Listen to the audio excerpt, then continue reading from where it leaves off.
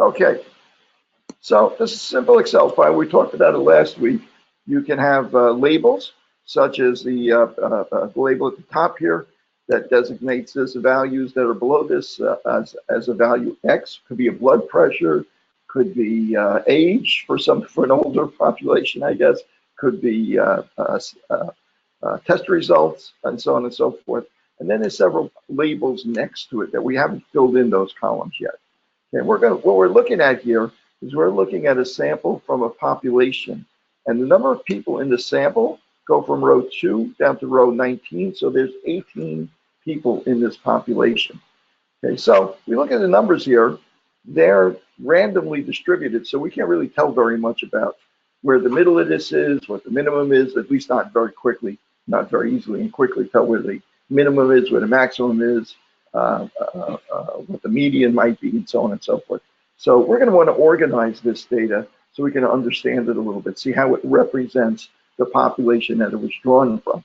Okay, so one of the first things that we talked about doing was finding the arithmetic average, the mean of a sample or a population. So we're going to do that. So the mean of population is just simply, it's going to be the sum of all the values for the population divided by the number of subjects, right? Total sum. Because I'm going to do this down here. We know we have a function called sum in Excel, parentheses, equal sign, parentheses, SUM. And then I can either type in A2 colon A19, or I can, as I have this parentheses open, I can go up here and I can click into the first box where the numbers are represented and then drag down below, down to 19, and it'll fill in A2 colon A19 for me. And the sum of those is 1,799. Okay, so next thing I can do is we're going to need the number of subjects that are here in order to divide the sum in order to get the arithmetic average. I know it's 18. We can count it visually. It's 18, but it's a much bigger data set. It would be really convenient to have a function that's called count. And of course we do, parentheses. And now I can go back and highlight those same numbers again. Or again, put in just A2 colon A19. And we find out there were 18 subjects in this study. Okay, what's the arithmetic average? The arithmetic average is equal to the sum divided by the count, total number of people. Okay, it's 99.94. Okay, we've got to almost good at judge that for ourselves, right? Okay, and in fact, I could have instead used a function built into Excel, equals average. Interestingly enough, even in statistics, it doesn't. When the function is listed in the statistics group in Excel, it always calls it average and never calls it mean. Although you would think arithmetic average that would be easy enough for them to just in the statistics group just rename that mean. So the average is going to be equal to the average for. Notice how it gave me a little bit of a prompt that let me know which number range you're working with. It's going to be from A2 to A19. And we get the same number, right? It's the same process, same number, except we use a built-in function for the average that time. Okay, so what's another measure of the center of a distribution or of a sample group or a population? It's going to be the median, right? In fact, we like the median because it's not as sensitive to outliers. So we could do this a couple of ways. One way is we could take this data, and let's just to show you we could do this. I'm going to copy it, Control C. I'm going to go all the way over here where it's not going to disturb anything. And I'm going to paste it in here, Control V or Command V, depending on which computer you're using. And it's all highlighted right now. So I am going to go up to Data, Sort, and it will sort this data. Notice it's disconnected, so it's just going to sort it for what's in column J. I'm going to say OK, and it sorts the data for me. That shows me the minimum, the lowest number is 88, and the highest number is 114. And if I look for the middle number, right, it's going to be 18. There really isn't going to be a middle number, right? There's going to be 9 numbers that are the lowest 9. There are 9 numbers, the highest 9. So there's no middle number. So what's the median in that case? It's the average of the 2 middle numbers, right? So what are the 2 middle numbers here? So A2, let's see. So that would be 9 and 10. So if I get this right, if I'm on the right column, it would be between 99 and 101. It'd be 100 would be a median, right? Pretty expected, right? Okay, so let's do this using a function.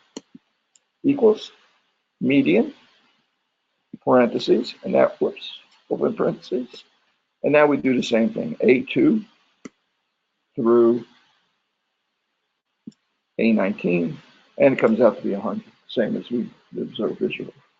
Okay, so we're statisticians officially now. Right? We've completed our first statistical analysis. We found the center of a sample, right? Okay, so anybody have any problems with that? Are we okay with that? That we're comfortable, we're getting a little comfortable using Excel to do these calculations. For the most part, for most of the semester, we're going to be taking advantage of SPSS to do these calculations. Because you'll see that we're going to be able to do it SPSS with a few keystrokes or moving around the tabs, that we're going to be able to do a lot of this very, very quickly compared to doing it in Excel.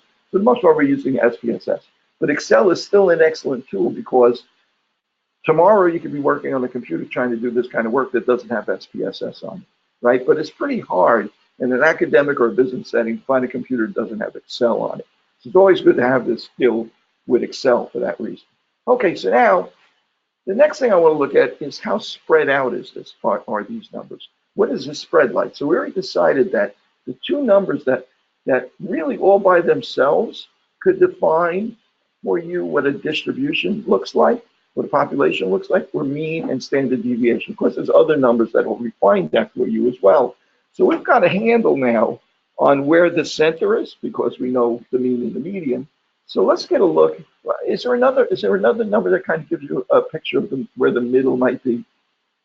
Maybe the most frequent value that I don't have over here because it's such a problem because it really causes more problems, I think, than anything else. The mode, right?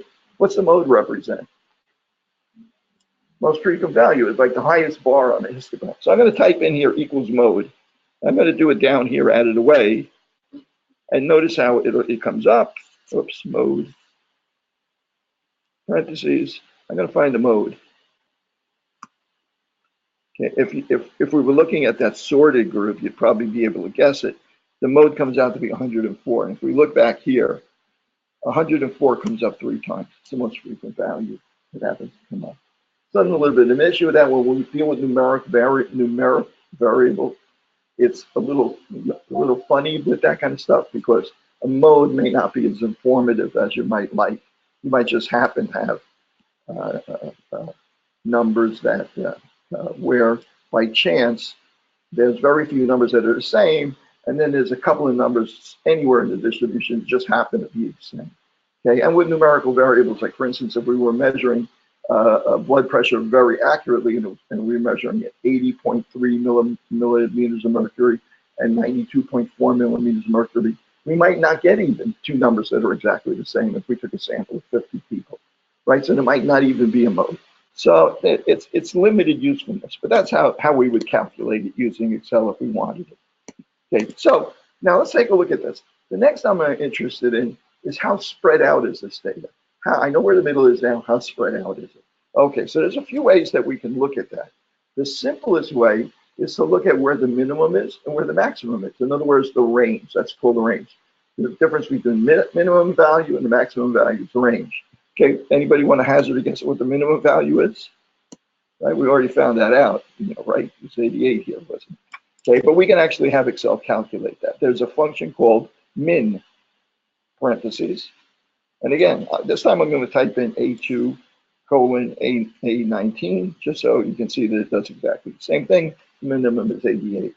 What's the maximum? Well, maximum is equal to, let's see, max, and indeed there is a function max of A2 colon A19.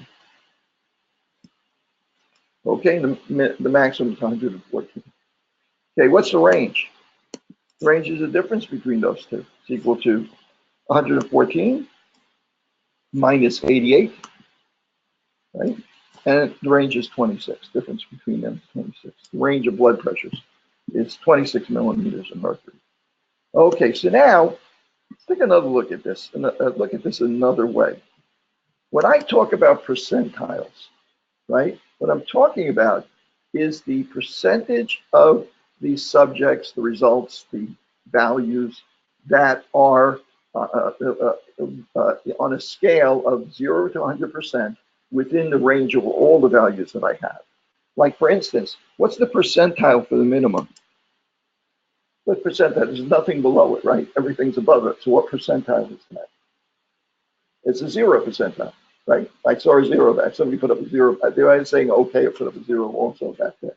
Right? It's a 0, right? So think of it this way. When you took the GREs, do they still make you take the GREs?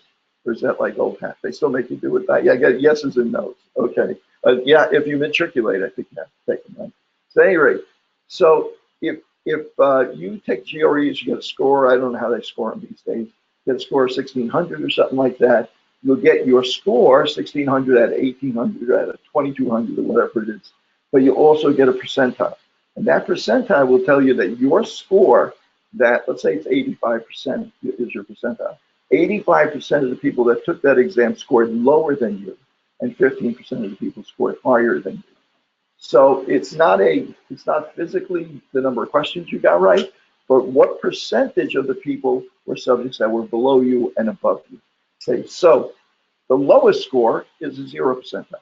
The highest score is the 100th percentile, right? So if you're 97th percentile, you got only 3% above you, and you go into medical school, right?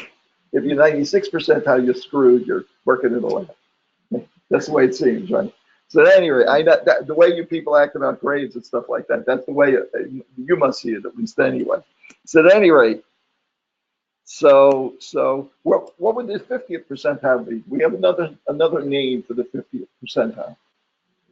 The median, bingo, right, exactly. So let's calculate the 50th percentile. In fact, there's a function in Excel for percentile, equal percentile, percentile. Now, you'll notice that sometimes you'll find a number of different functions, percentile dot A, percentile S, percentile inc, and so on and so forth. In general, those are different versions that have been put into Excel over a period of time for different reasons. For the most part, for our class, you can usually abbreviate these by just using the simplest version of it. Like for standard deviation, it's going to be STDEV. You don't parentheses. You don't have to use any of the other postscripts. Okay, so percentile, parentheses. Now it comes up and it tells me what it needs to know. It needs to know the array, the list of numbers we're working with. So I'll get that for it. I think I moved this over. So it's A2 through A19. Right? And then it needs a comma.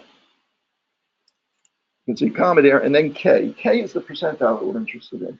In this case, it's the 50th percentile, so we put in a 0.5.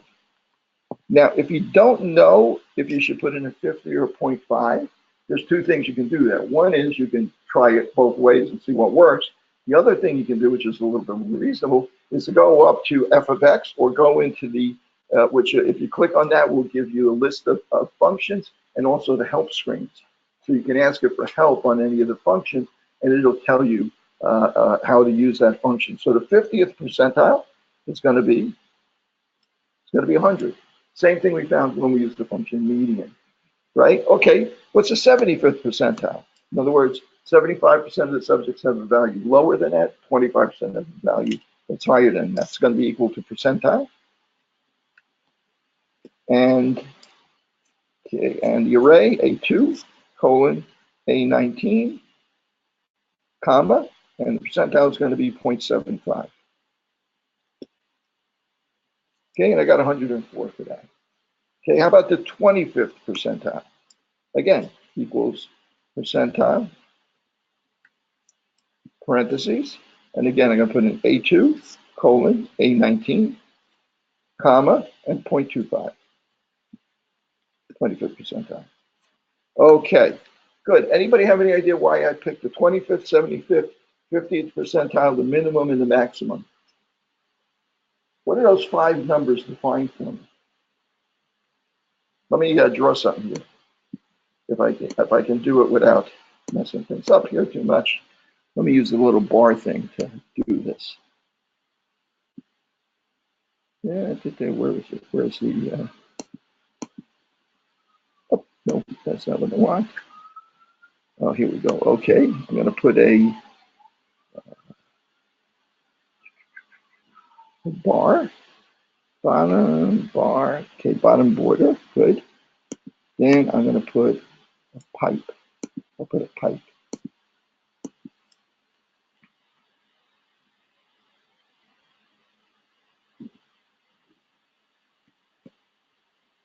Bear with me while I do this. I'm going to kind of do a weird, it'll make sense in a second. And then over here, I'm going to put a box. Then I'll put a few more of these pipe commands.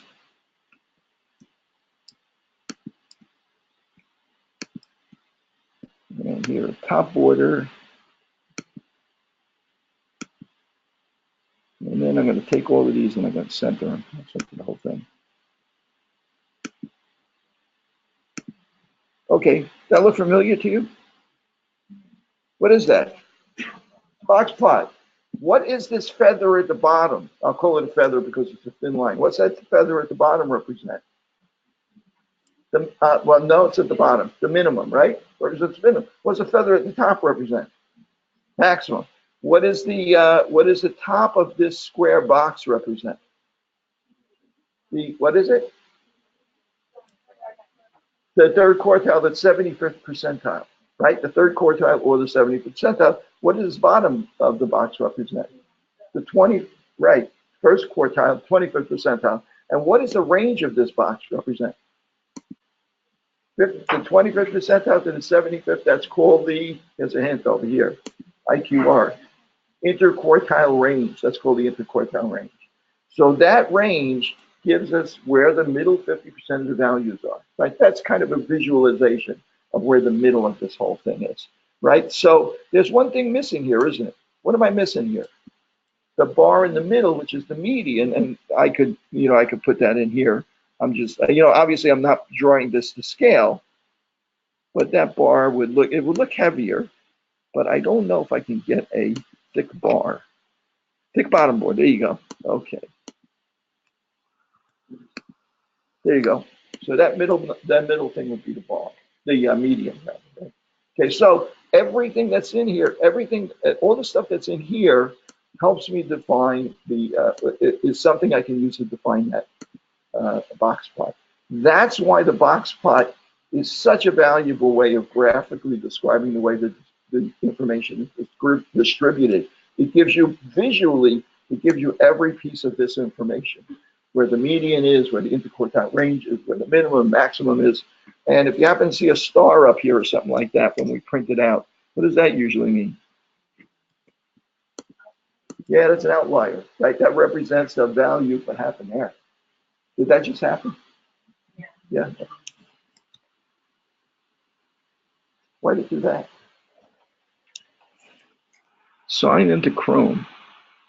I don't want to sign into Chrome. Maybe it's doing an update or something like that. Okay, there we are. We're back. Can I make this bigger? Nope. Oh, I know what it is. No, that's the size. It's my screen, so that's the size of the window on my screen. I can make it bigger by expanding it on the screen. Okay, so at any rate, so that's why the box plot is so interesting. That's why these numbers are so important. So the interquartile range is going to be equal to, just so we finish this up, the 75th percentile minus the 25th percentile. Okay, so now there's a little bit of an issue here. We have a small sample set, right? We have a sample set of 18 people, 18 subjects, right? So when I calculate the 75th percentile and the 25th percentile, right? Well, with 18 people, it's not so bad, right? Because you have 18 people, the median is going to be, going to have 9 lower group, 9 higher group. So the 25th percentile would be the middle person in the lower group and the middle person in the upper, the 75th middle person in the upper group. So Excel perhaps might calculate the interquartile range by subtracting that fifth person, the value for that by the 14th person from the fifth person, and call that the interquartile range. But at SPSS might say, well, you know, I'm going to make believe that this is representative of a large population, so I'm going to calculate a mean and a standard deviation, and I'm going to make believe that this is a giant population, and this describes how, those two numbers describe how it's distributed, and I'm going to use that to calculate my interquartile range. So before it happens and you freak out, I'm going to let you know that you may see a little bit of difference depending on what software you use to calculate the interquartile range, right? Particularly in the interquartile range. So if you see a little bit of a difference, don't worry about it. If it's on the homework, on an exam or something like that, the range will accept, will accommodate like whatever software you use.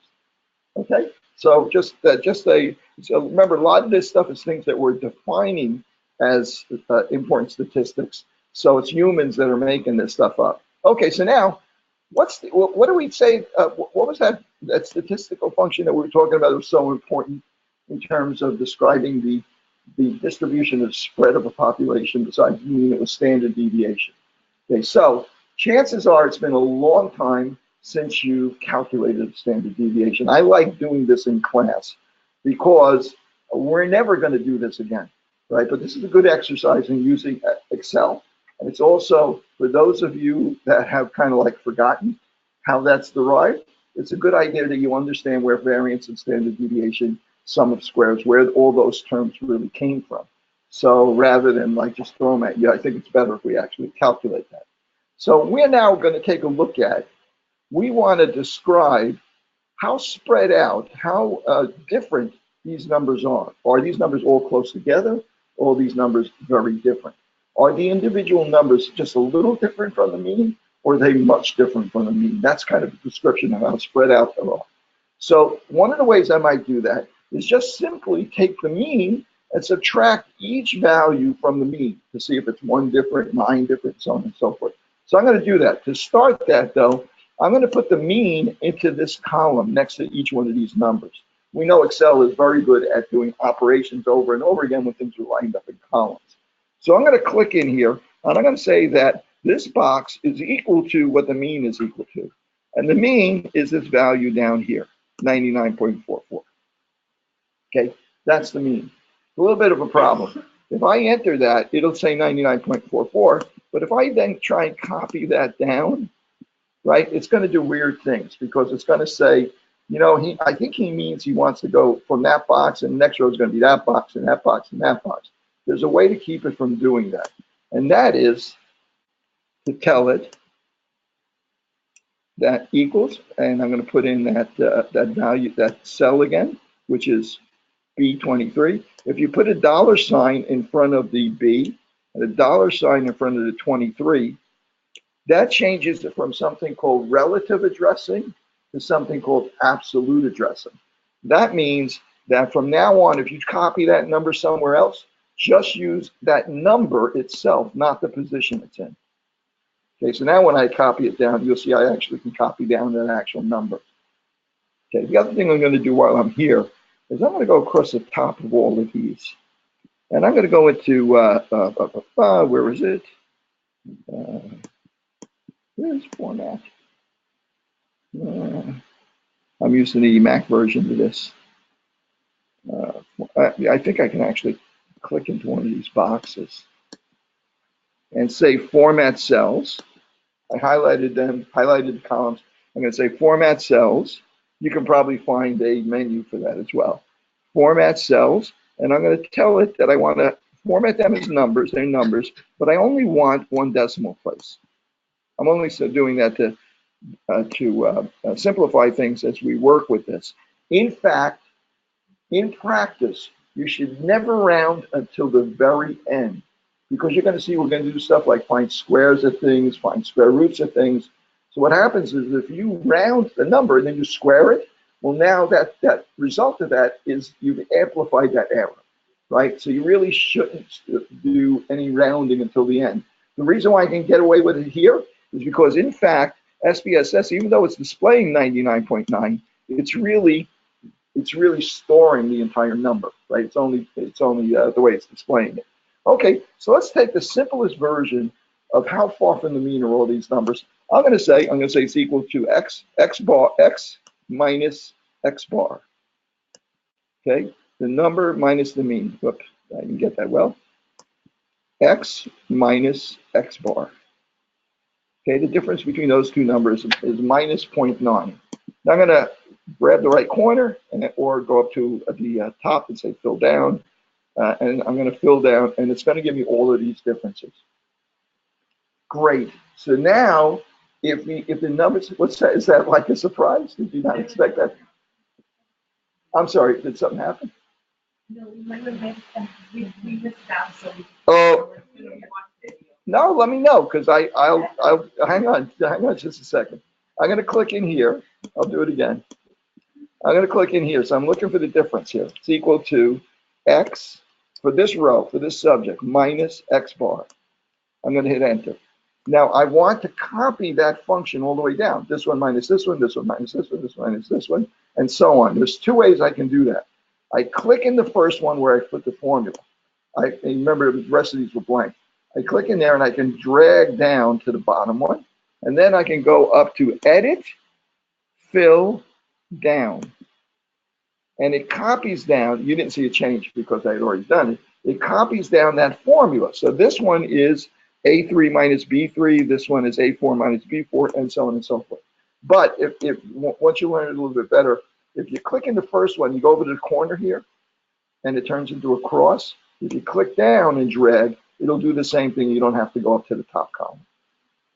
You don't have to go up to the menu. Right, so it does exactly the same thing. Okay, so now great. This is terrific. I have each one of these things. Some of them are just a little bit different, 3.1. Some of them are much different. I'm going to add together all the differences, and that'll be a measure of how much variability there is here. Right? What's going to happen when I add up the differences? Anybody got a prediction?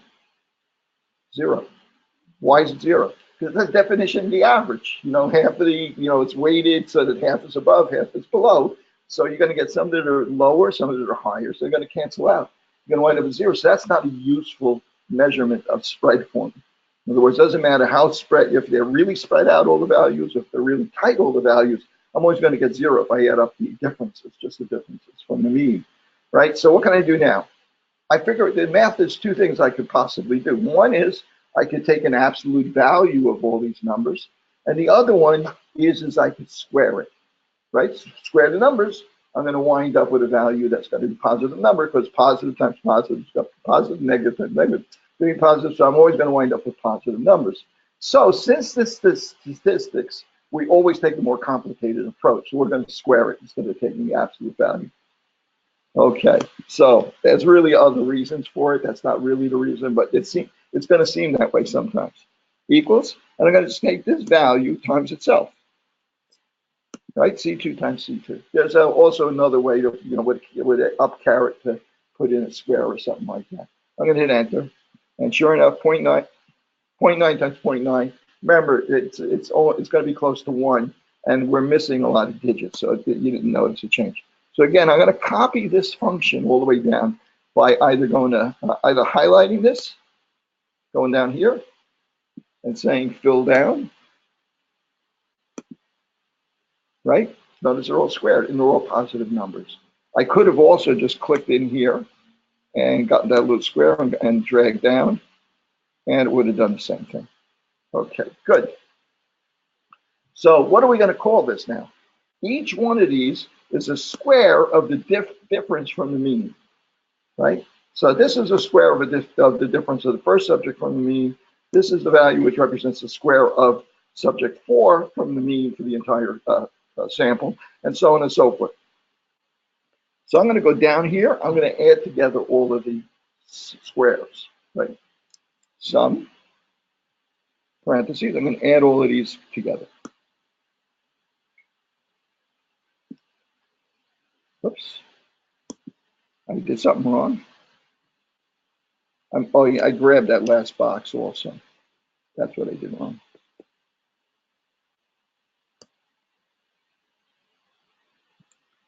Okay, comes out to 892. That is the sum of the squares of the differences from the means, or a lot of times in statistics, we just call it the sum of squares. Okay? So if we have numbers that are all close to the mean, like the mean is 100, and the subjects are 98, 97, 101, 102, 103, the sum of the squares of the differences is going to be a small number. If we have a sample with a mean of 100 and the differences for each individual value are very different, 72, 157, 63, so on and so forth, then those numbers, the differences are going to be big, the square is going to be even bigger, and the sum of the squares is going to be much bigger. So the size of this number gives us a handle on the how much variability there is within that sample, how spread out that sample is. Okay, so good. The only problem I have now is that this number is also influenced by the number of subjects, right? In other words, if I want to compare one group to another group, it's nice to know the sum of squares gives me the variability, gives me how spread out it is. But if this group has 100 people, this group has 10 people, well then, and they have the same variability, but the sum of the squares is going to be so much bigger for all these other people because I'm adding so many more in.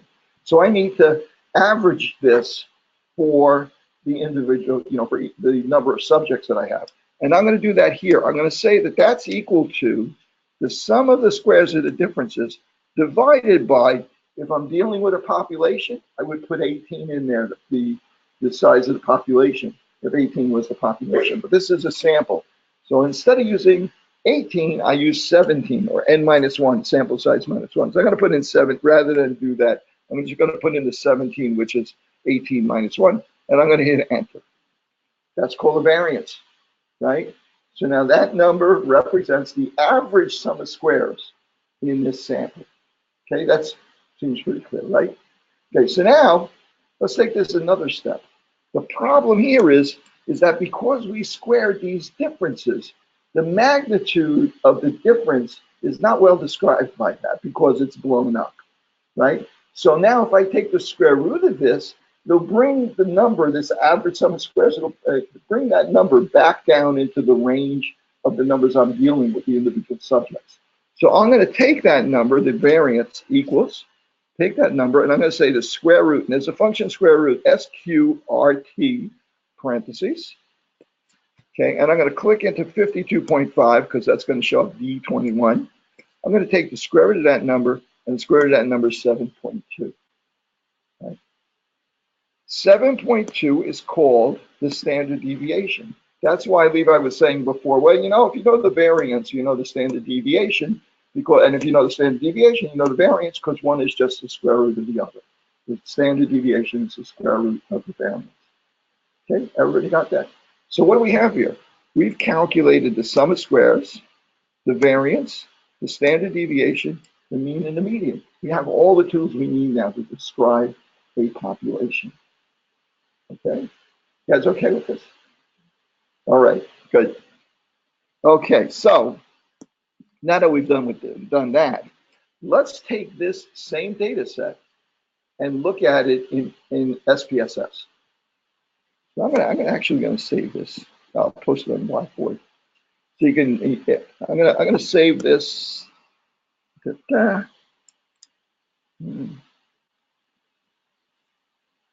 I'll post it on Blackboard later. If you don't remember what we did here, you can click into the cell, and if you look up at the top there, it gives you what's in that box, the formula, whether that box is a formula or a number. So click into that cell, it tells you what formula it is. If you click into this cell, it just gives you the number because it's a number, not a calculation. Okay. Okay, so let me close this. Okay, so the next one I'm going to open up is this one. Okay, so what have I done here? I got rid of all the other detritus that was there, right? Everything that we did over there before, right? And just so you know, you could always, if you wanted to find the mean, you didn't have to go through all that. You could have just said mean, average, parentheses, and just, said A2 through A18. And if you wanted the standard deviation, equals standard STDEV, parentheses, and you can find the standard deviation, and so on and so forth. You could use the functions in Excel to calculate everything that we need. You didn't need to do the rest of that. The rest of that was strictly to get you familiar with Excel, to get you familiar with where these terms came from, how these numbers are calculated, so that, but in the future, we're going to be using the mean, the standard deviation, to describe populations, right, as a tool to help us understand population distributions and so on and so forth. So they're going to be important to us, right? But we're not going to go through that long process to calculate, and we're going to use tools that'll speed it up for us. Okay, so now I listed these vertically without anything else because I want to use this data file to, I'm going to actually just copy all of these numbers. I'm going to copy them, and the first two numbers are 99 and 104. Okay, good. So I am going to go into SPSS. I'm going to open SPSS. I'm going to do it by clicking on my Mac. I have a shortcut to it. You can either open it on Windows by navigating to the Start menu, or clicking on it if that's a desktop shortcut, or even just clicking on a file, an SPSS data file. SPSS data files have the postscript .sav.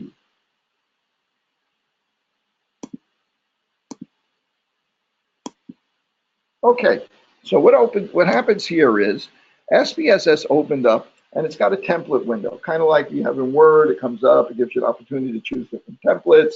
PowerPoint does that also. In SPSS, it gives you an opportunity to create a new data set, to create another kind of set that involves writing a script or a program, to opening recent files, for instance, and doing a lot of other things as well. Okay, most people just, you know how it is with the template thing, comes up a little annoying sometimes because you know what you want to do. You want to open up, you know what you're going to be working with. So some people find that annoying. If you click over here and say close, it won't come up again. You won't have to, and then you can always go to preferences, turn it on if you want to. I leave it on because when it comes up, I want to make sure students don't get thrown if they see it. Okay, so I leave it on, but I just click it closed, and it gives me an empty data file. Data files have two sides. Imagine it's a piece of paper, and it's got two sides to it. It's got two sides, so it's one file, but it has two sides. And I can flip between those sides. One side is the data file, data view. The other side is the variable view. Data view, variable view. You notice on the Mac version, there's a little tab at the bottom where you can click between those two sides of that piece of paper, if you can imagine that. Okay, on the PC version, I think it's a little bit, there might be a tab at the top or something like that. There's always, on both versions, you can go up to view here, and you can say, show me the variable view. And if you're in the variable view, you can go up to view and say, show me the data view. Right, so it's a toggle, switches back and forth. Okay, so I'm working in the data view right now, right? So I can, if I want to, start entering data right now. Literally, I could type in 99. I'm going to click into this first column, first row. I'm going to type in 99. Then I'm going to type in 104. And SPSS is going to allow me to enter data here. You may have noticed that at the top there, all of a sudden, something appeared, a little ruler, and a word that says VAR 00001. I didn't tell it what the variable name was, right? And you don't put the variable name in, this is just data that goes into this field. You don't put in BP and then list numbers like we did in Excel. It's expecting only the data. So since it doesn't know what the variable name is, it automatically assigns one, VAR 0001, right? So we don't have to worry about that because we'll have an opportunity to change that anyway. The other thing that I could have done is I could have just clicked into this first row and column, and I could have said Control V or Control V or Command V, depending on what computer you're using, and just pasted in those numbers, just like in Excel. Okay, so now all the numbers we were working with before are in here now. Okay, That's one way I can get data into SPSS. Now that I've got the data into SPSS, I'm going to go to my variable view. Now notice we have one column here. The column represents the variable, right? In this case, it's blood pressure. It could be in the next column, we might have gender. In the next column, we might have age. In the next column, we might have hair color, right? It could be anything, right? But each one of these columns represents a variable, right? And that's the way that SPSS is structured. None of these cells are anything you're going to put formulas into or do any of that kind of stuff. They're all just used for storing data. And the across the top is not going to be letters. It's going to be just a variable name. And if we don't give it one, SPSS is going to assign it for us. When we do calculations in SPSS, it's going to be important that SPSS understands what kind of data it is. Is it a numerical variable? Is it a categorical nominal variable? Is it an ordinal variable? And so on, because only certain kinds of statistical analyses are appropriate for certain kinds of variables. So it helps if SPSS knows what that is in advance, because it will help us avoid using the wrong test a lot of times or applying it incorrectly or something like that. So we have to, it pays for us to go now, we have the data in here, to go and to describe to SPSS what kind of variable that we're working with. Okay, am I going too fast, by the way? You guys okay? You keeping up with me? Yes? How many of you guys are actually doing it at the same time that I'm doing it? Okay, good, a fair number. Okay, you don't have to, I mean, whatever you're comfortable with. So I'm gonna go up here. Notice that when I went to data view, which is a single column, I go to variable view, there's a single row. That row represents that, unfortunately, I can't blow this up without changing the screen resolution. It's not one of those programs that uses the background, background commands in the Mac, on the Mac and on the PC for the screen very, very reliably. So instead of variable 001, I'm going to go with click in there and I'm going to change that to BP, represent blood pressure. Okay. The next column says types. First one says name, so I gave it BP. Now there's rules for naming variables in SPSS. It has to start with a letter, and it can contain letters and numbers but no special characters. And there's a limit length, but it's so long. It used to be like 9 characters, but now in the current versions, it's like almost limitless basically. And it can't have any spaces in it. So I couldn't put blood pressure with a space in there, right? Like something you would read because there's a space in it, right? So I just put BP instead, because really it's just we're going to use that for internally for SPSS to identify the variable. Next to it, it asks us what type of variable is it? Well, it's a number.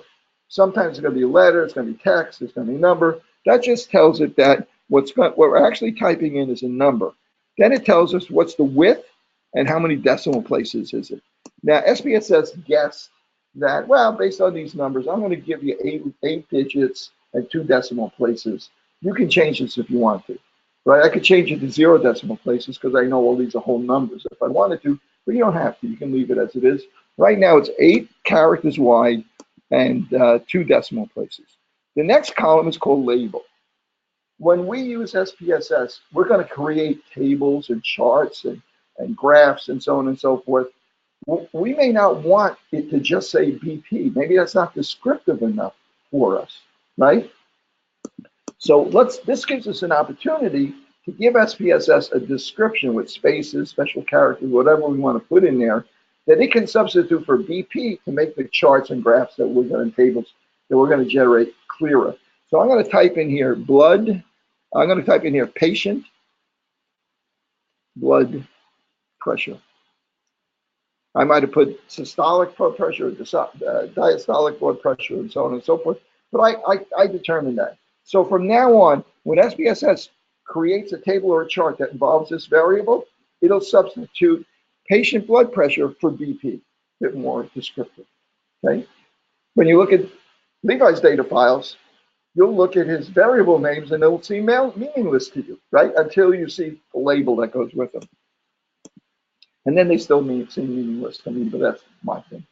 You don't have to worry about that. So at any rate, Okay, so values. Values, very frequently, when we work with categorical variables, this is not a categorical variable, right? This is a number, a numerical variable. So what I'm telling you now doesn't apply to this particular variable, but it's going to come up. When we enter data in here, for instance, if we wanted to enter the gender, right, male or female, right, we could type in male or female for each individual patient. But I got to type 6 letters in, I got to type 4 letters in, it's tedious and so on and so forth. Also, what if I make a mistake and type in M-A-I-L instead of M-A-L-E? What if I type capital M and then somewhere else I type lowercase m? To the computer, those are all different, right? So it won't see them as the same value.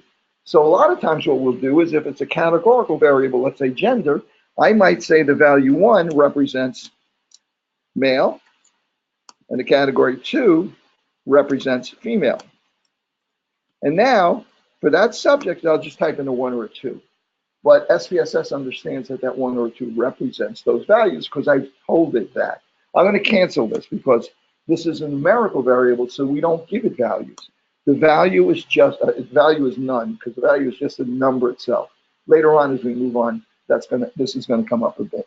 Okay, so now, what about missing values? What can I do about missing values? Well, for the most part, SPSS is set up to automatically ignore missing values.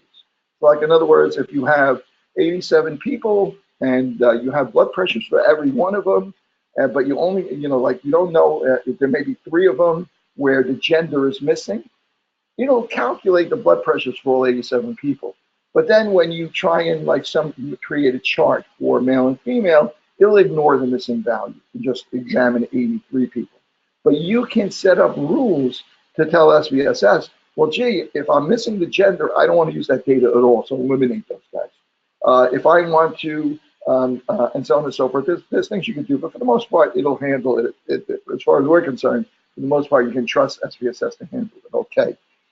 There may be special situations. You may want to indicate for people, for other researchers, other people examining your data, that the reason why you don't have that information is because that person refused to tell you, right? And you might say, well, if they refuse to tell me, I'm going to call that 99, right? That's why that data is missing. Or you may have forgotten to ask. You might call that 98. And so you can code why that data is missing. And in this missing data, missing values, you can explain to SPSS what those codes mean so that it's retrievable in case you need it later on. The next column is column. What's the column width? The number of digits that we can display is 8. You might want a wider column for one reason or another. You might want to make it 12 columns wide, right? Make it a little easier to read or something like that. The alignment, you can set the alignment of the data. Do you want it centered, right, left, so on and so forth, justified left or right? The next one is the measure. Now, this is an important one because not just display. This one, you're telling it what kind of data it is. So if I click in there, notice it gives me 3 choices: scale, ordinal, and nominal. Scale is its way of telling you numerical, right? It's a number scale. So this data is scalar. I'm going to click on it. Often SPSS will guess at what the value, whether it's scale or nominal and such. So if it sees a lot of 1s and 2s, it may guess, oh, it sounds like it's not, it's coded nominal data. If it sees a lot of different numbers, it may assume that it's a numerical data, right? But you have to go in there and make sure it got it right. So in this case, it's scalar data. So there was, I guess, not enough values for it to tell, for it to guess, so it didn't fill that in. So now we know that, that it's scalar data. Okay. Okay, and roll. Let's not worry about roll for right now because that's a way of dividing the data up, the data sets up. So we're not going to worry about that. Okay, so scale. So if I go back now, right, it looks exactly the same. Look, but we got 2 decimal places there because it showed 2 decimal places if we wanted it. But now notice that instead of VAR, whatever it was, 00001, it says the actual variable name that we gave it, not blood pressure, right, patient blood pressure, but BP, right? So now let's do what we did before. with Excel, except let's do it here, right? So we're going to analyze this data. So if first thing I might want to do, I might want to say File, Save As, and save this data. Okay, so for whatever reason, I can give it a new file name now. I can save it so that this data is preserved. Now, notice that when I do that, it saves the data set. When I do an analysis, like we're going to do our first analysis using SPSS. And there are many ways we can do it. There's a syntax language that you can use to give it instructions. Actually type in English-like instructions to give it commands to find means, medians, to analyze data, produce graphs and tables. But we can also stick to, from almost everything we're going to do this semester, you're going to be able to access through these drop menus in one form or another. There are all reasons you might want to use the syntax. You're doing the same procedure on data daily, every day as it's collected and stuff like that. You want to automate it. There's also buried in some of these analyses, there are options that are not available through the drop menus. But as far as we're concerned, for the sophisticated we're going to get, you can do almost anything through these that we're going to do through these drop menus. So we're going to go up here and we want to analyze the data, right? We want to figure this stuff out. So there's a function here. There's a tab here that says Analyze. I'm going to click on Analyze, and I'm going to scroll down here. I'm going to go to Analyze Descriptive Statistics. You want descriptive? That's what we're after: frequency, mean, medians, standard deviation. That's all a form of descriptive statistics. It describes the data set. It describes the population. So we go here to descriptive statistics, and I have a few options I can take. One of them is frequencies. That's simply, a frequency is simply counting. Like in other words, if we were looking at gender, we'd want to find frequencies. How many males and how many females? If we were looking at hair color, how many blondes, how many brunettes, how many redheads, so on and so forth, we'd be interested in frequencies. So for the most part, we're interested in frequencies when we're working with numerical data. It's not always true. There are some things buried in that frequency selection that are applicable also to numerical data, but we'll be talking about that later on. So instead, I'm going to go a little bit lower. I'm going to go to descriptives. I'm going to click on descriptives, okay, and a window comes up. Now notice we only have one variable we're working with. Normally, we would have many columns, many variables that we're working with, right? So in order to let the SPSS know what variable that we want to find descriptive statistics for, we move it from the list of variables, this is only one, it's already highlighted, to the list of variables that we want to analyze. And then we can go into options, for instance. And we can say, it's already going to calculate the mean, the standard deviation, the minimum, the maximum. I'm going to say, let's calculate the variance, the range, and so on and so forth. And I think that's enough for right now. I'll click continue. Okay, so I've selected a few options. There's also some style options you can select also for how it's going to report it, but I'm not worried about that right now. I'm going to now click OK, and it's going to do that analysis. Okay, now what happens? What happened is a new window appeared. This is an output window. SPSS uses the PostScript s.spo for output windows, SPSS output windows. The output is in a separate window. If you save the data file and close SPSS, you have not saved the output window. Okay, so output window is limited, it has limited value in most cases because it's got value to you, but you can't send the output window file to another person because they may not have SPSS. If they do, they may have an older version. They can't open your output file, and so on and so forth. So we need other ways to distribute these calculations once we do it. But just for now, keep in mind that when you do an analysis like this, you are creating a new window called an output table, right? So this is literally output one document, okay? And what do we get? We got our, let's see, the sample size N was 18, the range was 26 to 88, the maximum was 114, minimum was 99.9, standard deviation was 7.2, the variance was 52 point whatever, and we know that the standard deviation square root of the variance we could have calculated. Anyway, any of those numbers look familiar? Same numbers, right? How long did it take us to do this compared to what we just, right, done? So why use Excel? Use Excel because it has all the functions, it has many of the functions we need, and we know almost universally we'll find it on the computer that we happen to have. There was a song in the 60s, if you can't be with the one you love, love the one you're with. Anybody know what song that is? I'm not making this up. I'm going to look that up and play it for you. We don't have a break, unfortunately, part of the way. But I'll play it for you next week. So I didn't make that up. I heard it recently is applied to something else. I can't think of it. So at any rate, maybe maybe at the Super Bowl, they said if you can't have the quarterback you want, love the quarterback you got, or something like that. So at any rate, I still am so annoyed that they won the Super Bowl. You guys know I'm a long-suffering Jet fan, so this is very disturbing to me.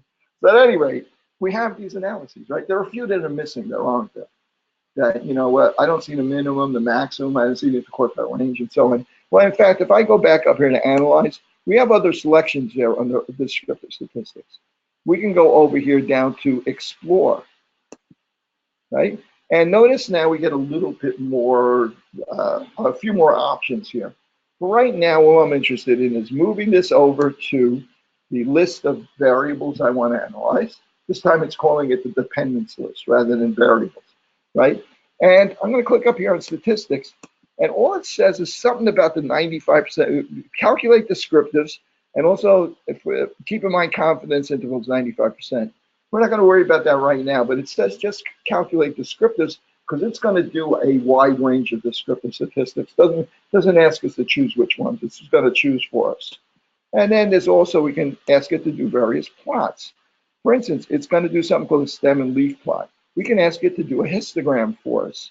And just the dirty little secret, it's going to do a box plot. You don't have to check a box plot because it's going to do this particular sequence, descriptive statistics, descriptives to explore is going to do, if you go into explore, is going to automatically do a box plots for you all the time, right?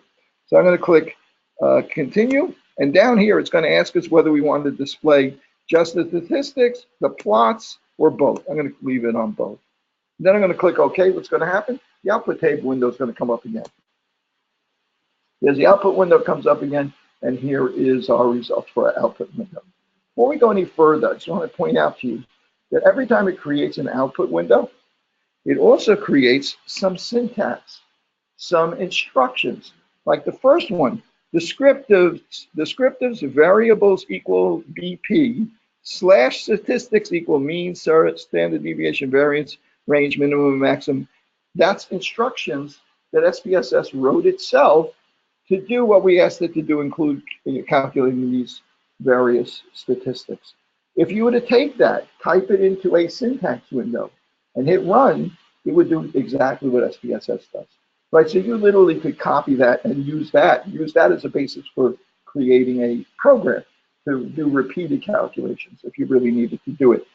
And down here, what it did was it said examine, right? We said explore, variable equals BP. If we were going to do more than one variable, it would say BP, gender, hair color, whatever we chose would be there too. Bets, plot, box plot, stem, leaf, histogram, compare groups, statistical descriptives, and all these instructions are codes for it to do what it wants it to do. So we can tell it to do what we want.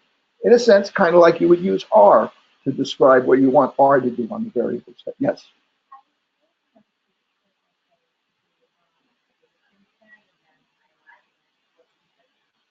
I'm sorry, say again?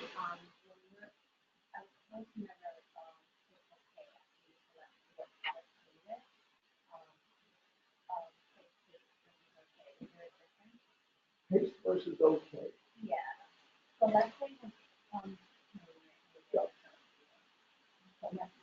In SPSS or yeah, Excel?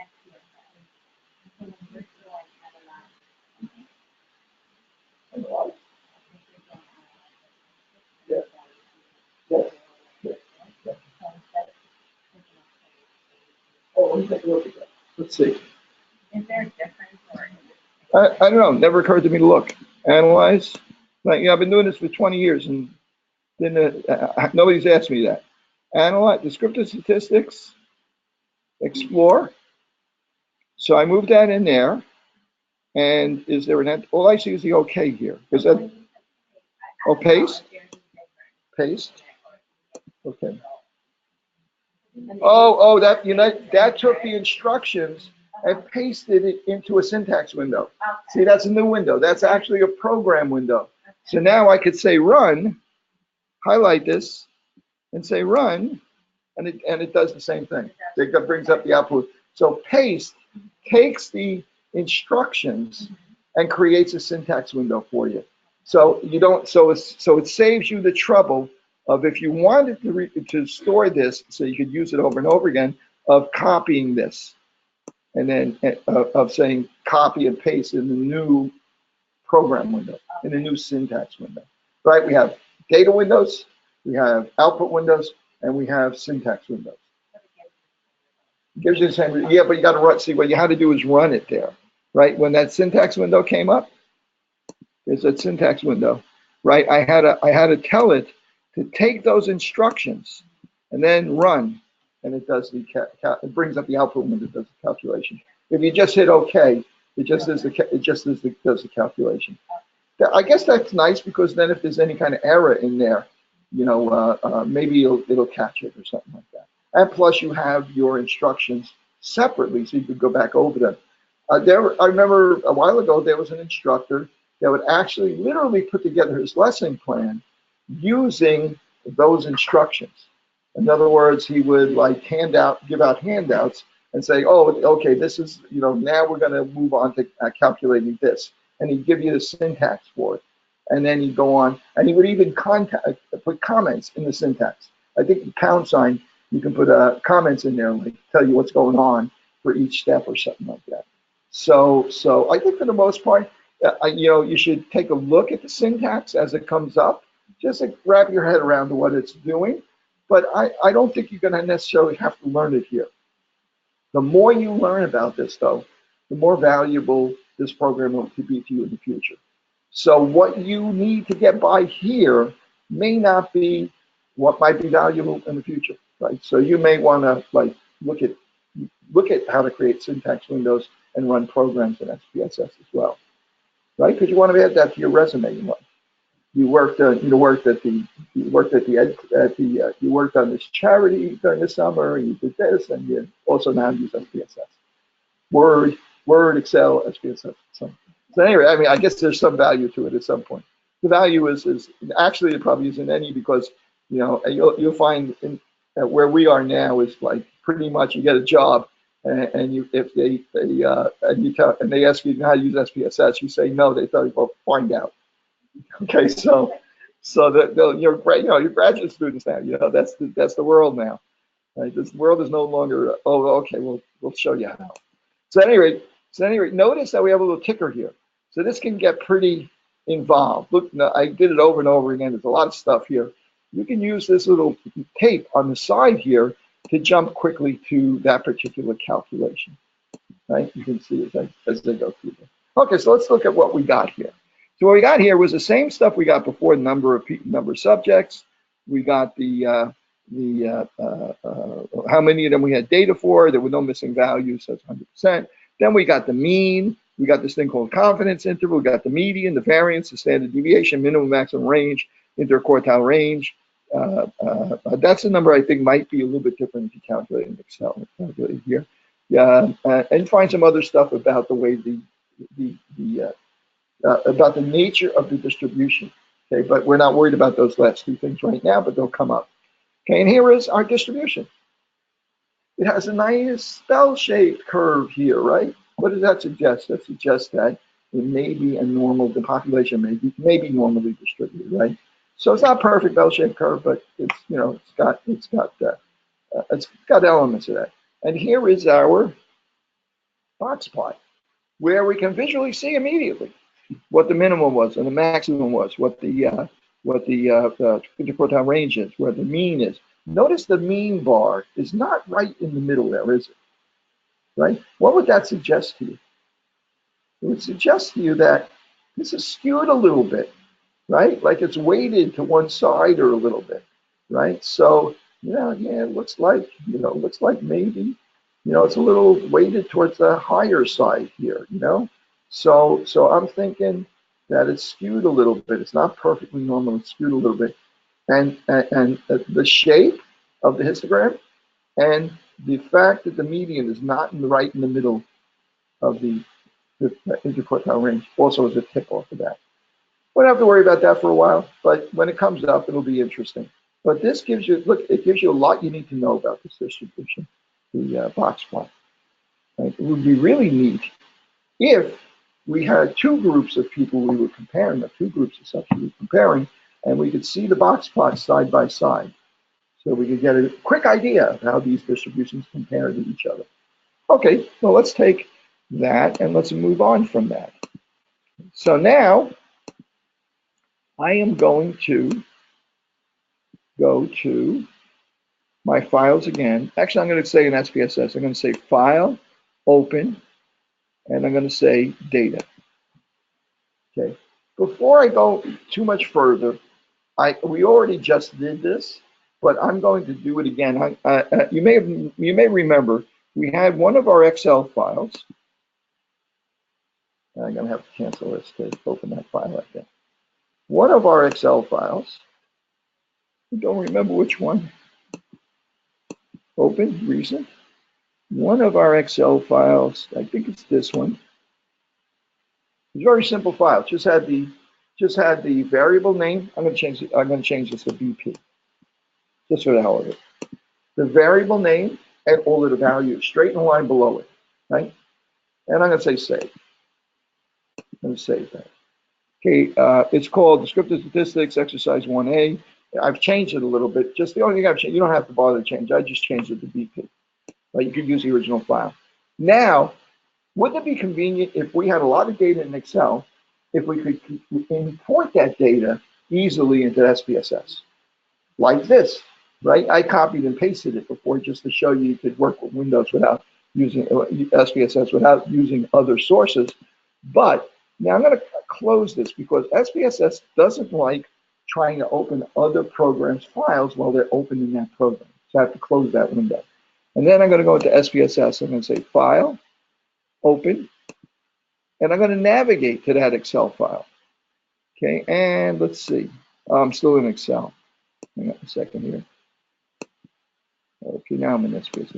I'm going to say Open, Data. I'm going to navigate to that file. Notice I don't see any Excel files here. I only see SAV files, right? What's happening there, I know it's in that folder, but I don't see it.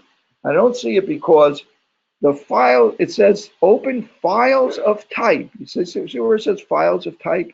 And the type that it's looking for is .sav. It's only looking for its own files.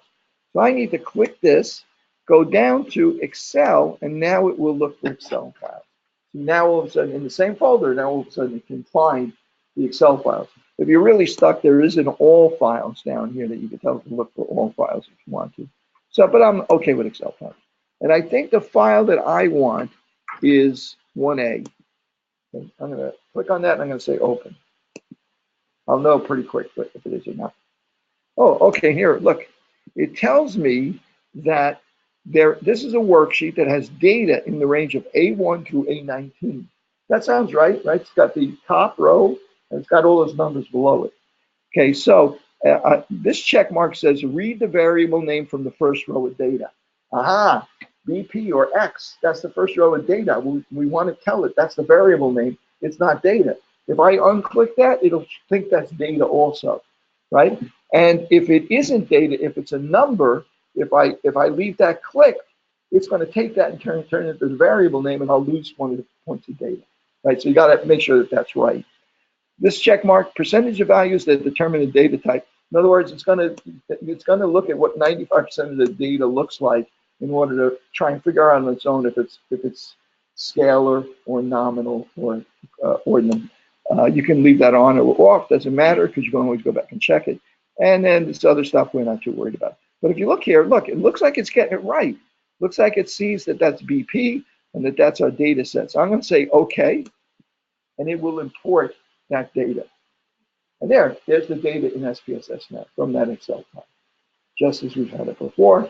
And again, you can go to variable view and check on to make sure that all of the descriptions in the variable view are correct.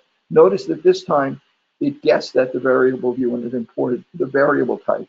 And in fact, it guessed right that it's numerical or scalar, as it's called in SPSS. Okay, so that's interesting. So let's take a look at another Excel file. I'm going to take, I think the next one I think is C or something like that. I'm going to open up C. Yeah. Okay, I don't want to know what's not. Okay, continue. Go away. Okay, good. There we go. Let me blow this up. Yeah, where is view? Okay. Okay. So I'm going to open up another data file. Open. And I'm going to go back to my desktop and that folder I had these in. And this time I'm going to one, I think it's C. See what I got there. Okay. So now, okay, I need to open another one. 1D, I think. What's that? I skipped B? Okay, good, thanks. I was wondering what I was doing there. There it is, B. That's the one I wanted to open first. Okay. Now let's say this isn't this is blood pressure. We're testing a blood pressure medication, right? And we got a bunch of people that took a placebo for 6 weeks, and we measured their blood pressure after 6 weeks. And then we got another group that took a drug we're testing for 6 weeks, and we took their blood pressure. And we want to compare the blood pressure of the two groups. Well, one of the things we might be interested in, what's the average blood pressure for the people that took the placebo, because it represents roughly the average pressure for everybody that took the placebo. And the average blood pressure for people who took the drug represent, again, all, a larger group of patients that would be the population that would benefit from this drug. So we're testing it in a sample, right? So we have the placebo and we have the drug. There's a problem with this stuff. If I take this file and import it into SPSS, it's going to put this in one column and this in another column, right? So, and then I'm going to have to compare them. It's going to be kind of awkward. The better way to organize this data in SPSS is not placebo and drug, because see, that second group is just another group, another set of numbers. What I really need to have it display is I have to have those two variables. In one case, be the blood pressure. In the other place, be which group that particular value is in. In other words, the group is a variable. One represents placebo, and two represents the drug. For SPSS, it's nice to have that organized the other way in Excel, but in SPSS, we need it organized this way, so that the value for the blood pressure is one variable, and the identification for which group it's in is the other variable. Not the two columns are the groups, right? Because then I really can't work with it in SPSS. So this is the way it's organized that I would want to import it into SPSS. So I'm going to close this, and I'm going to import this into SPSS. I'm going to say Open Data, and now I got to change this again to Excel. I can see the Excel files. And what was that, C? That one was C, right? Yes, that one was C. And I'm going to open that up. It's going to do the same thing, except this time it's going to tell me, okay, it's A1 through B17, because there's two columns of data. And look, oh yeah, blood pressure, group, so on and so. Okay, looks good. I'm going to say, okay, import it. And here we go. In the data view, you have the blood pressure is the variable in that group, and the group, or whether it's a drug or placebo, is in the other group. And that's identified as a 1 or a 2. I'm going to go into the variable view. Okay. In the variable view, I'm going to make sure that these variables are described correctly. So the blood pressure is numeric. It's a scalar value. I'm gonna adjust the label to say blood pressure, so it looks good on the charts and tables. Okay, and group is going to be, let's say I'm going to call it, let's see, I'll call it drug or placebo. Okay, I'll call the label. Then I'll go over here. Notice it recognized it was nominal. There's only ones and twos. Just thinking, it must be names. Those ones and twos must represent names. That's how commonly they use this. But the problem now is SPS now has to be told what those ones and twos represent. So I'm going to go over here to values. Remember I said none for when it was a numerical variable? Now I'm going to click in there. A little box will appear. I'm going to click into that. And now I can tell it that 1 represents the placebo values.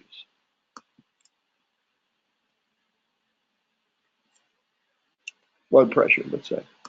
And 2 represents the test drug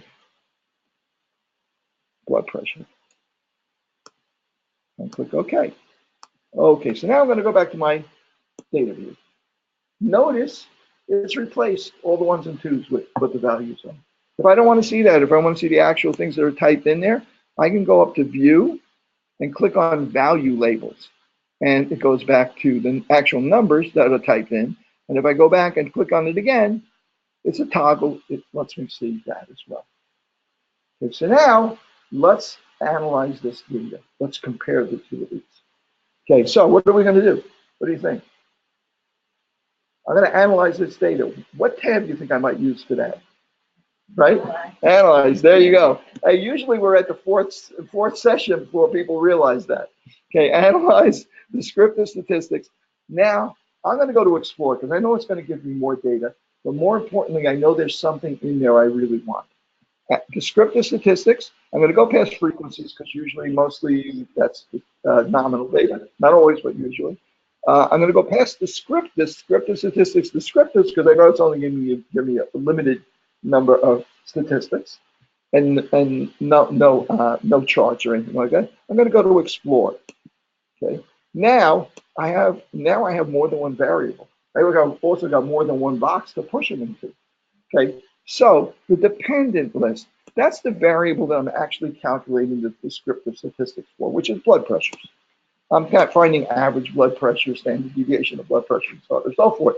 However, I'm breaking it up into two. I want to break it up into two groups, right? So in math, when we talk about breaking up in large number, like 100, we factor it. 100 is the same thing as 5 times 20, 2 times 50. That's factoring numbers, right? So I'm going to factor that. I'm going to put the drug, that nominal variable, into that factor list, which means now I want you to find the descriptive statistics for blood pressure, but I want you to separate them out, factor them into the two groups, into the groups that are present there. Okay, I'm going to go back up here to statistics and tell it, yeah, we want all of that stuff. Plots, I'm going to go in here and tell them I want histograms. I'm going to say, okay. And now I'm going to click OK. What's going to happen when I click OK? Now, again, if I said paste, what would happen?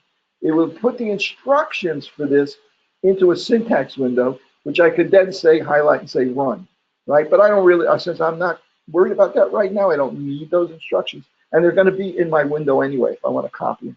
I'm just going to say OK. Okay, and did the analysis for us. So now notice now we have the mean blood pressure for the placebo group was 99.94. The mean blood pressure for the test group was for the drug group was 91.72. We have different standard deviation. We have a different variance. All these have been calculated separately. If I didn't put anything into the factor box, if I didn't put the group into the factor box, that nominal variable group into the factor box, it would have calculated the mean blood pressure for all 38 people. All the statistics would have been all for 38 people together, not factored into two groups. And there's a histogram. This is a histogram for the people that are in the placebo group. This is the histogram for people that were in the test drug group, and so on and so forth. And if we go over here, percentiles, you get percentiles with it. And here's our box plots. So here you can see that the median value for the test group is lower than the median value. And the entire samples, the whole range of samples are shifted away from each other. So it's a quick way to look at and get a feel for whether or not these are whether these two samples really suggest that these two populations might be different from one another. So based on this, it looks like, we haven't proven anything here statistically and so on and so forth. We haven't really examined this that closely. But I mean, just based on looking at this, it looks like the test drug seems to be reducing blood pressure in the samples of people from these two populations, right? From this population. So gives a lot of information. Now this is really nice, except didn't I just tell you that, the problem now with this output window, with all of this information we have in here, as soon as we close it, it's gone. Data spot, we could save the data, but as soon as we close it, it's down. I could save it and reopen it, but that's only for me. It's not going to work for somebody else. I'm not going to send it to somebody else who may not have SPSS. So what can I do? There's a couple of things you can do. One thing you can do is you can go up here and say File. You can say Save As, and you can tell it to save it instead of, you can save, I opened the wrong one. File. Where is it? Where is it? Save As. Export. Say Export instead. And you can tell it to save it as an RTF file. An RTF stands for Rich Text File, which means it includes graphics and formatting and stuff like that. And Word is a type of RTF file. So you can give it a file name. It's going to go on my desktop here. And you can say, okay, we'll take a look at it. It'll save the file, save all those tables, all those stuff, preserve. The other thing you can do, which is even better, is you can take any one of these tables or graphs. I'm going to take this last box. You can highlight it. In fact, just so you know about it, we'll get into it later on, just so you know about it, if I double click on it, it'll bring up an edit window where I can change the color, adjust the text, and so on and so forth. Change the numbers if I have no scruples, whatever. You can edit the chart, but I notice it's got. I was going to say running ants. You guys know that people that are into digital imaging, photographers and stuff like that, when they work in Photoshop, when they talk about highlighting something, they refer to that like that line that like vibrates around it as running ants. But we don't get running ants, just highlights, right? We highlight that thing. You can see it's highlighted. I can say copy, or Command C or Control C, whatever you use on your computer. I can open up a Word document.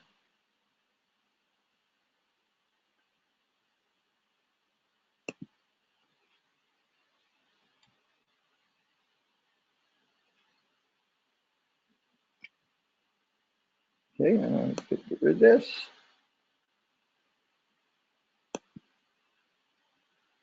Okay, here's my Word document.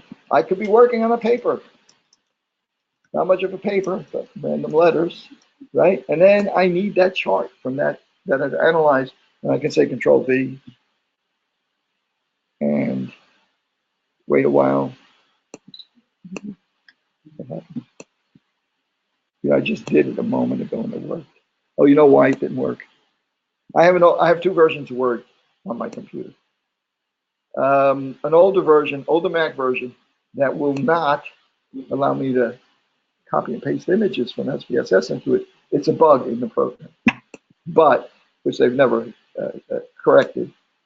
But if you have that problem, you can always get around it by using on the Mac and use the grab command, where you can capture a portion of the screen and use that to copy and then paste it into a Word document. But this should work now. Paste. I'm going to just get the, paste.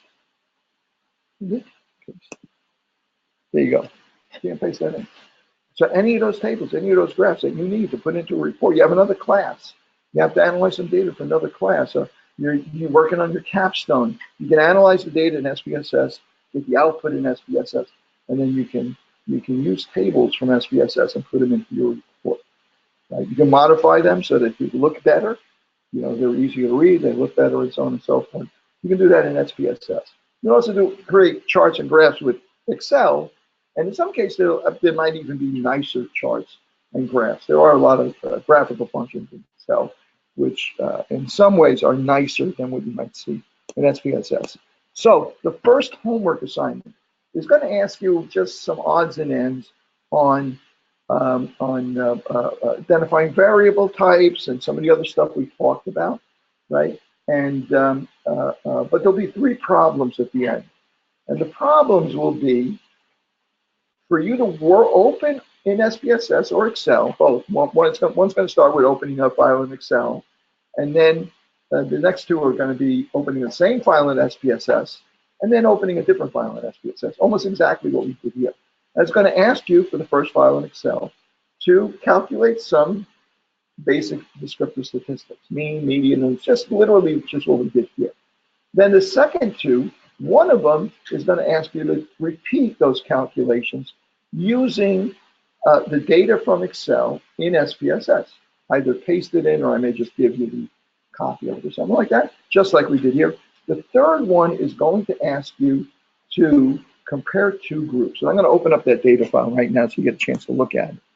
It's data from a bazillion years ago from a study involving, actually it wasn't even a study, it's just a sample of data from 1 year of births in North Carolina. And there might have been 50,000 births that year in North Carolina. This is a random sample of 800 of those births. And you'll know it when you see it because it's called NC Birth 800 mod SPSS file.sav. You want the SAV one, right? Because the SAV one, it's in that list of file, it's in that list of what we're going to work with today on Blackboard.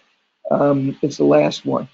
Okay, I'm going to just double click on it to open it in SPSS instead of doing it the other way around. And when we open it, you'll see that there's a lot of variables in there.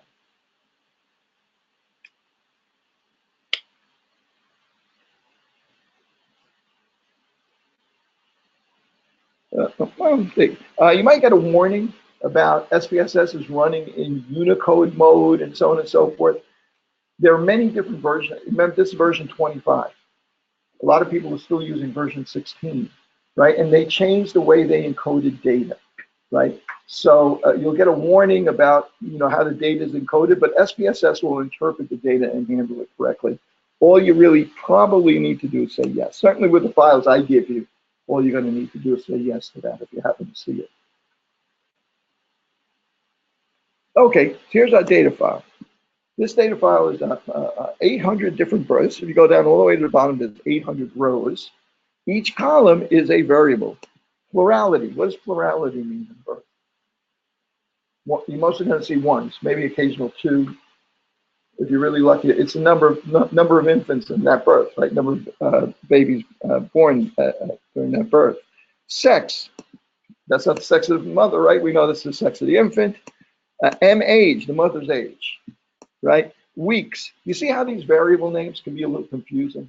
So it's always nice to go into the variable view and to code them. So that, for instance, plurality, number of children born of that pregnancy. And that's what's going to appear on the charts and tables, not plurality, because then you don't have to hear from somebody you give this information to or table to. What do you mean plurality? What the hell is that, right? So that's why that's so valuable to label them accurately, and also to check to make sure that the variables are correct.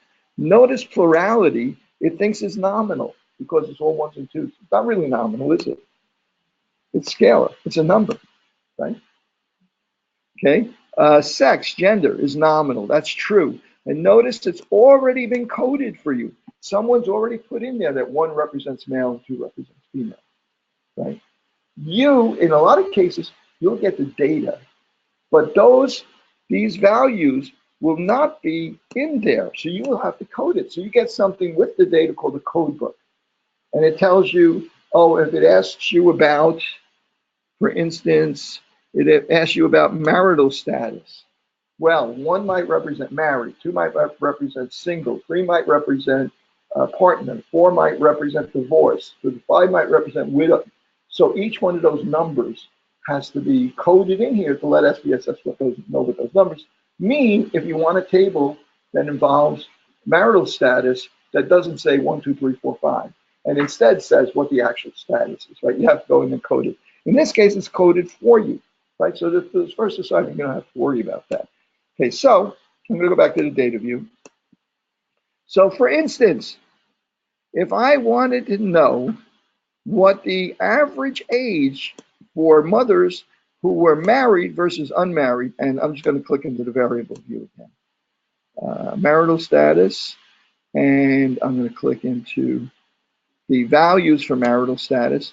And as it happens, there's only two values, 1 and 2, married and not married. Okay, so that's simple, right? So I'm going to say, okay. So let's say I'm interested in knowing whether the average age for married mothers is the same as the average age for unmarried mothers. Well, average age. I need to find the average age. Okay, so I'm going to say analyze, descriptive statistics. Descriptives will only give me for everybody at the same time, married and unmarried women. So I need to go to explore so I can get that extra box, right? So I'm going to put the mother's age of the mother, which is what I want to find the average of. And I'm going to put it in the factor list. I'm going to put marital status. So it breaks all of these 800 women into two groups, married and unmarried, and figures out the average age separately. What do I want? I want everything. I want all of the statistics. I want the histogram, the box plot. I want all of this stuff, right? I'm going to click OK. Output window is going to come up. Okay, sure enough, here we go. I have all of the basic statistics, mean, standard deviations, so on and so forth, for married women in this study and for unmarried women in this study. I have something called a 7-leaf plot. Don't worry about that for now. I'm still doing that. And here's our box plot. Wait, not married women. What happened here? Look at all those outliers, right? Right. So a lot of unmarried women are. Let me notice that. A lot of unmarried women are older than most of the women in that group. So there may be some women that decided they wanted to have children even though they weren't married, but they were getting older. So they decided that they weren't going to wait and they're going to have it at an older age, right? These are called outliers.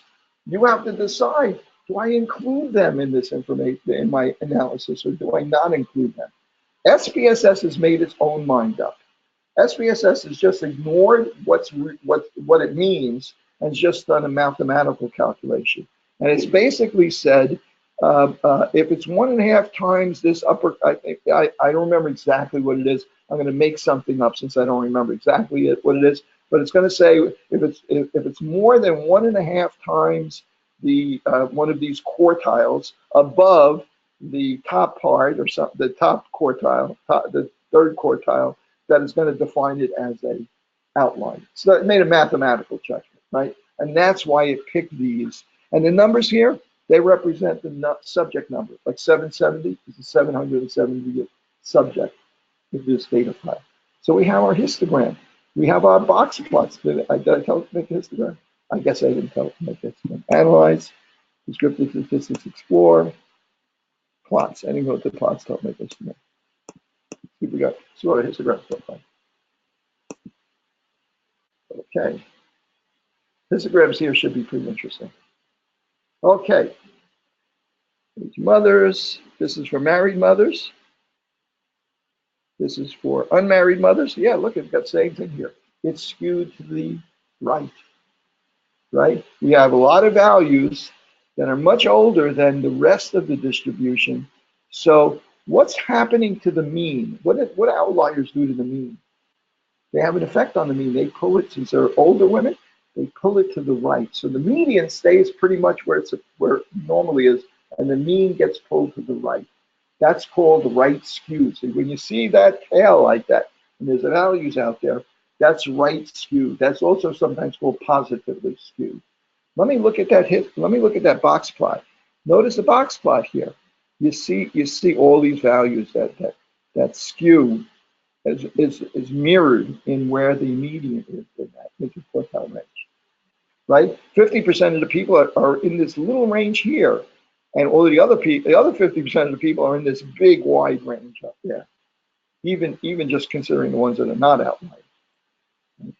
So the median's here, and the mean has been pulled away from it, and so we can judge whether it's skewed. So your assignment's going to look very similar to this, right? Except, it's going to be the last three things on the assignment. I'm going to lock it out for right now because I want to go in there and make sure I didn't just do the same problem the same day, exactly the same date I asked you to do now, and I forget to do now. So I'm going to adjust it and I'll activate it again later. Let me find it. Good. Okay. So the deal on the homework, right? Not exactly what it says in the syllabus. I really need you to keep up. See now, there's a lot of elements. We're in week 2 now. A lot of elements in this homework that I'm doing on purpose. One is we want you to review basically what we learned the first 2 weeks, this whole idea of these descriptive statistics, the type of variables, and so on and so forth.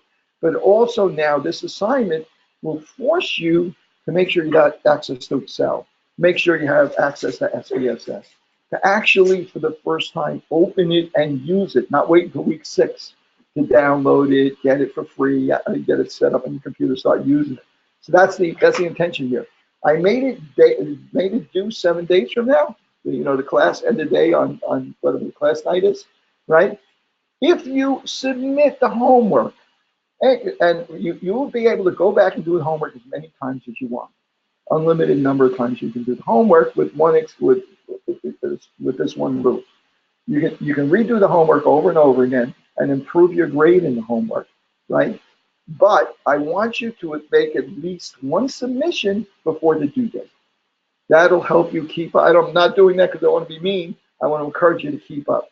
So even if you can only answer half of the questions, submit it anyway. Open it up, look at it, see what it is, see what you know about, what you don't know about. You can ask questions in the next section to help you out, but at least you've looked at it, right? So the deal is, as long as you make any kind of submission before the due date of the homework, you get to go back all semester and improve your grade.